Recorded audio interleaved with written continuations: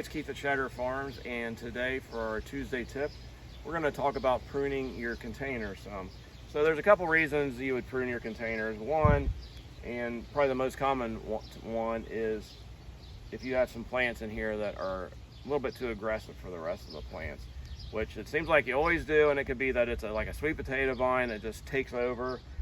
This bridal veil here is a great plant in here, but it's taking over some of the other plants in here. We've got some impatiens in here that's kind of growing into, and the streptocarpella it's just going to be taking over. If we don't do something about it now, we're going to lose our other plants. So what we want to do is just get in here and start cutting some of the stuff out of here and giving the less aggressive plants a little bit of room to get more established. And really, once they're bigger, a lot of times you don't have to worry about it again because they'll take care of themselves.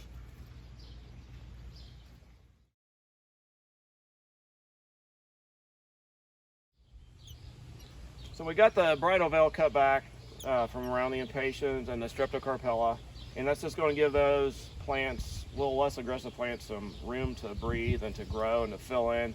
And we may or may not have to even do that again if they get established better and can take up their own space. So another reason we want to get our scissors out is if our plants get a little bit uneven or a little bit leggy, just to give them a little bit of a trim, and it will help them bush out some. Or maybe it's just getting a little too long for what you want. So we're just going to cut this back a little bit and shape it up. And we don't want to just chop at it and have a bunch of cut ends, but I like to cut them so that you can't really tell that you even were in there. So again, we're just shaping it up a little bit.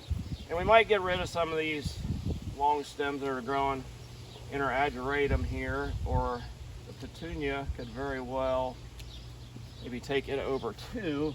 But we do want that pink coming through in places. So so we got that, and then you can see and we'll get this one here. One more thing while you have your scissors out is maybe get rid of some of these spent blooms. This is ageratum.